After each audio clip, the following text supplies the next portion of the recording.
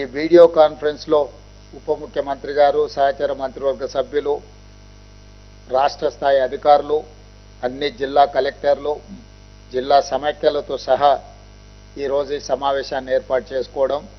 ఈ వీడియో కాన్ఫరెన్స్లో కొన్ని అంశాలను అధికారులకు, అదేవిధంగా మహిళా సమైక్య అధ్యక్షులకు అందరికీ కూడా సూచన చేయాలి.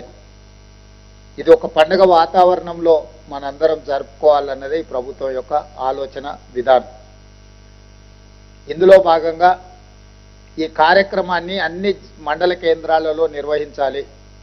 కలెక్టర్లు మీ నియోజకవర్గ మీ జిల్లాలో ఉన్న మండలాలలో అక్కడ ఉండే స్థానిక శాసనసభ్యులను, ప్రజాప్రతినిధులను పిలిచి మళ్ళీ ఒకే రోజు అన్ని మండలాల్లో కాకుండా విడతల వారిగా ఒకరోజు ఒక మండలం కానీ 2 మండలాలు కానీ అట్లా పెట్టించి ప్రతి నియోజకవర్గానికి ఒక ప్రత్యేక అధికారిని నియమించండి.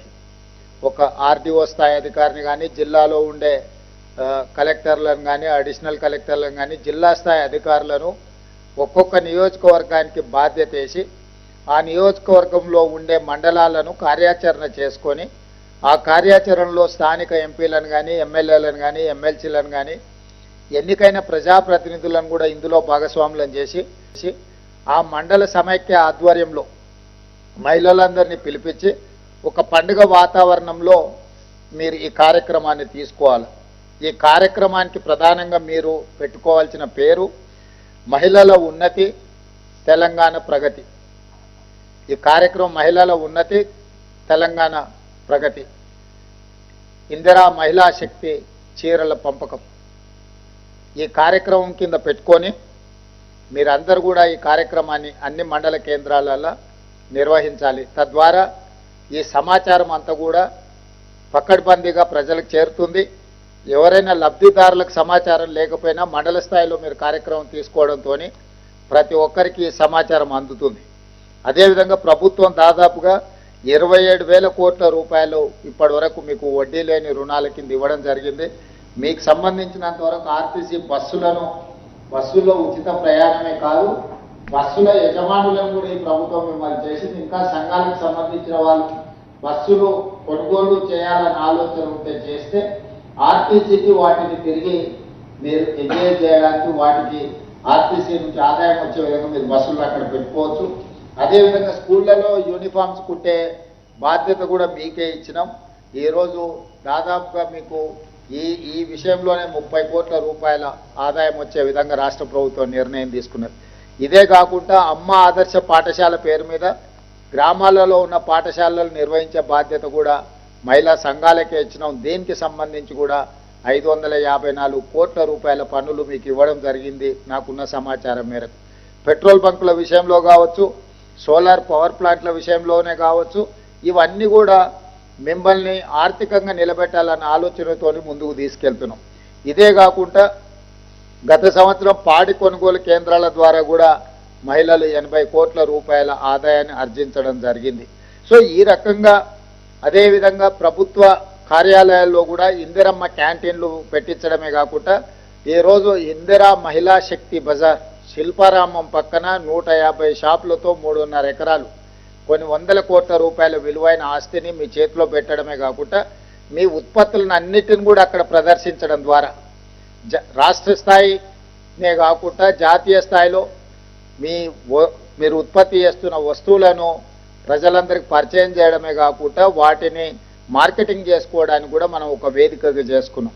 ఈ మధ్యకాలంలోనే మనం అమెజాన్తో కూడా మాట్లాడుతున్నాం. అమెజాన్లో ఆన్లైన్ మీ వస్తువులను పెడితే ఆన్లైన్లో మీ వస్తువులు కొనుగోలు చేయాలనుకున్న వాళ్ళకు కూడా అవకాశం వస్తుంది. కాబట్టి తద్వారా అంతర్జాతీయ స్థాయిలో మా ఆడబిడ్డలు తయారు చేస్తున్న ఉత్పత్తులను అన్నిటిని కూడా ఈరోజు మనం జాతీయ స్థాయిలో, అంతర్జాతీయ స్థాయిలో గుర్తింపు తీసుకురావాలన్న ఆలోచనతో ఈరోజు మన ప్రభుత్వం ప్రయత్నం చేస్తుంది. మన ఆలోచన అంతా ఒక్కటే, 1 కోటి మంది మహిళల్ని కోటీశ్వరులను చేయడమే లక్ష్యంగా 2034 సంవత్సరానికి ఈ తెలంగాణ రాష్ట్రంలో 1 కోటి మంది మహిళల్ని కోటీశ్వరులుగా తీర్చిదిద్దితే ఆ కుటుంబం బాగుపడుతుంది. ఆడబిడ్డ ఆర్థికంగా బలపడితే ఆ కుటుంబంలో ఉన్న పిల్లల చదువులకు కానీ, కుటుంబ సమస్యలకు కానీ అన్నిటికీ పరిష్కారం దొరుకుతుంది అని మనము బలంగా నమ్ముతున్నాం.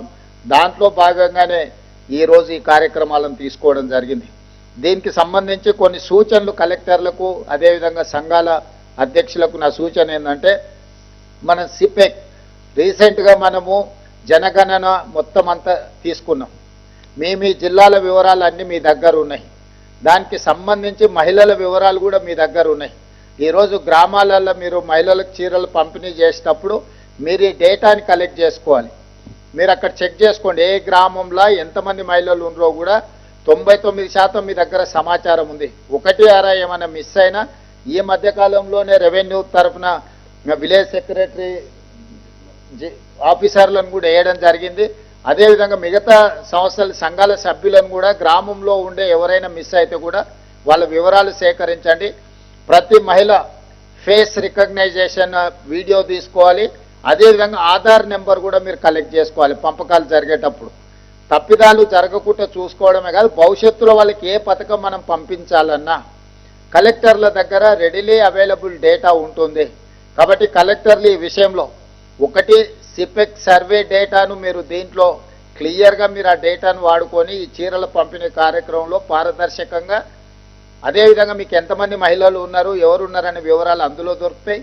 అదేవిధంగా ఆధార్ నెంబర్ తీసుకొని రెండింటిని పోల్చి చూసుకున్నప్పుడు తప్పులు జరగకుండా ఉంటాయి. మూడోది, చీరలు అందించేటప్పుడు వాళ్ళది ఒక వీడియో తీసి మనోళ్ళు పెట్టుకున్నారంటే దానికి ఆధార్ కూడా ఇదైపోతే మనకు కరెక్ట్గా ఎక్కడైనా ఓవర్లాప్ అయింది కానీ లేకపోతే ఎక్కడైనా చిన్న చిన్న వివాదాలకు తావు లేకుండా కొందరు వచ్చినాయి రాలేదు అని వివాదం కూడా జరగకుండా, ఎందుకంటే ప్రతి మహిళకి ఇస్తున్నాం. ఈరోజు గ్రామీణ ప్రాంతాలలో 65 లక్షల మంది మహిళలకు 65 లక్షల చీరలు పంపిణీ చేస్తున్నాం. మున్సిపాలిటీస్లో పట్టణ ప్రాంతాలలో మార్చి 1 నుంచి మార్చి 8 వరకు 35 లక్షల చీరల పంపిణీ చేస్తున్నాం. అంటే 1 కోటి మంది మహిళలకు 1 కోటి చీరల పంపిణీ. ఏ మహిళ కూడా ఆందోళన చెందాల్సిన అవసరం లేదు. ఏ మహిళకు కూడా అందకపోవడం అనే సమస్యనే ఉత్పన్నం కాదు. కాకపోతే వీటిని జాగ్రత్తగా వాళ్లకు మీరు చేర్చాలి. ఈ రోజు నుంచి కార్యక్రమం నవంబర్ 19 నుంచి డిసెంబర్ 9 వరకు కార్యక్రమం ఉంటుంది. ఈ పంపకాలకు పకడ్బందీగా మీరు కార్యాచరణ ఏర్పాటు చేసుకున్న తర్వాత విడిగా సీతక్క గారు అదేవిధంగా దివ్య గారు మీకు కార్యాచరణను కూడా పంపుతారు. మీ లోకల్ కలెక్టర్లు కూడా మీ దగ్గర ఉన్న మండలాలు, మీ దగ్గర ఉన్న శాసనసభ నియోజకవర్గాలు, మీరు ఒక్కొక్క శాసనసభ కొన్నిసార్లు 2 జిల్లాలలో ఉంది, మీరు పక్క జిల్లా కలెక్టర్తో సమన్వయం చేసుకొని ఆ నియోజకవర్గానికి మొత్తం ఒకే ఆఫీసర్ను పెట్టుకుని ఇన్ఛార్జ్గా. ఎందుకంటే మీరు ఇది 2 ఆఫీసర్లను పెట్టి సమన్వయ లోపం జరుగుతుంది. కాబట్టి ఒక్కొక్క నియోజకవర్గానికి ఒక్కొక్క ఆఫీసర్ మీరు ప్రత్యేకంగా పెట్టి ఒక 1 వీక్ 10 డేస్ షెడ్యూల్ మీరు వాళ్ళకి వేసి ఇచ్చేస్తే ఆ నియోజకవర్గంలో ఉన్న 5, 6, 7, 8 మండలాలు ఉన్న రోజుకు 1 కానీ 2 కానీ పెట్టుకుంటే 1 వీక్ 10 డేస్లో ఈ కార్యక్రమం అంతా మీకు దారిలో పడుతుంది. కాబట్టి ఖచ్చితంగా దీన్ని సమన్వయం చేసుకొని, ఎందుకంటే పర్ఫెక్ట్ డేటా మీరు కలెక్ట్ చేయాలి. తూతూ మంత్రంగా ఏదో చేసినామనో ఇచ్చినామనో ఇట్లాంటి చిన్న చిన్న విషయాలు ఏమైనా చేస్తే ఇబ్బంది జరుగుతుంది. కాబట్టి మన దగ్గర ఇప్పుడు సిపెక్ డేటా ఉంది. చాలా పకడ్బందీగా మీరే ఇప్పుడు 99% ఇక్కడ ఉన్న కలెక్టర్లే ఈ డేటా అంతా కలెక్ట్ చేసిండ్రు. మహిళలందరూ కూడా వాళ్ళకు కొంత అవగాహన ఉంది. వీటన్నిటిని దృష్టిలో పెట్టుకొని మీరు ముందుకు తీసుకెళ్ళాలి. ఈ కార్యక్రమాన్ని కరెక్ట్గా అమలు చేయాలి. వీటిని అమలు చేయడం ద్వారా భవిష్యత్తులో ఇంకా ఏమైనా సంక్షేమ పథకాలు తీసుకొచ్చినప్పుడు మహిళలకు చేర్చడానికి ఇది మనకు ఒక ఇనిషియేటివ్. అంటే రేపు భవిష్యత్తులో ఏది ఇవ్వాలన్నా మీ దగ్గర పక్కా సమాచారం ఉంటుంది, సరైన పకడ్బందీ ప్రణాళిక ఉంటుంది. కాబట్టి ఆ రకంగా ముందుకు వెళ్లాల్సిందిగా కలెక్టర్లందరికీ సూచన చేస్తూ ఎక్కడికక్కడ మీరు సంఘాలతోని సమన్వయం చేసుకోండి. జిల్లా కానీ మండల కానీ గ్రామ సమైక్యాలను అందరినీ కూడా సమన్వయం చేసుకొని ముందుకు వెళ్లాల్సిందిగా, ఈ కార్యక్రమాన్ని విజయవంతం చేయాల్సిందిగా, ఎక్కడ ఎలాంటి వివాదాలకు తావు లేకుండా దీన్ని ముందుకు తీసుకెళ్లాల్సిందిగా కోరుకుంటూ అన్ని స్థాయిలలో ప్రజాప్రతినిధులను ఇందులో భాగస్వాములను చేయండి. ప్రజాప్రతినిధుల విషయంలో వివక్ష చూపించడం కానీ ప్రజాప్రతినిధులను ఆహ్వానించకుండా మీరు ఇంటిమేట్ చేయండి. అడ్వాన్స్గా వాళ్లకు పార్టిసిపేట్ చేసే వాళ్ళు పార్టిసిపేట్ చేస్తారు. ఒకవేళ ఎవరైనా పార్టిసిపేట్ చేయకపోయినా మీరు కార్యాచరణ తీసుకెళ్ళండి. కానీ మీరు ప్రజాప్రతినిధులకు సమాచారాన్ని అందించకుండా ఉండకండి. ఖచ్చితంగా స్పెషల్ ఆఫీసర్, నియోజకవర్గానికి ఒక స్పెషల్ ఆఫీసర్ బాధ్యత. ఆ నియోజకవర్గంలో ఉన్న ఎమ్మెల్యేలు కానీ ఎమ్మెల్సీలు కానీ ఆ లోకల్ ఎంపీకి కానీ ఖచ్చితంగా సమాచారం ఇచ్చి పర్సనల్ ఇంటిమేషన్ కూడా పంపించండి. దాంతో ఏంటంటే ఈ చిన్న చిన్న వివాదాలు లేకుండా క్లారిటీ వస్తుంది. ఆ రకంగా ఈ కార్యక్రమాన్ని మీరు ముందుకు తీసుకెళ్లాల్సిందిగా కోరుకుంటూ మరొకసారి శ్రీమతి ఇందిరాగాంధీ గారి జన్మదిన సందర్భంగా మహిళలకు అందిస్తున్న చీర ఈ కార్యక్రమాన్ని విజయవంతం చేయాల్సిందిగా అధికారులకు సంఘాల సభ్యులందరికీ సూచిస్తూ సెలవు తీసుకుంటున్నారు.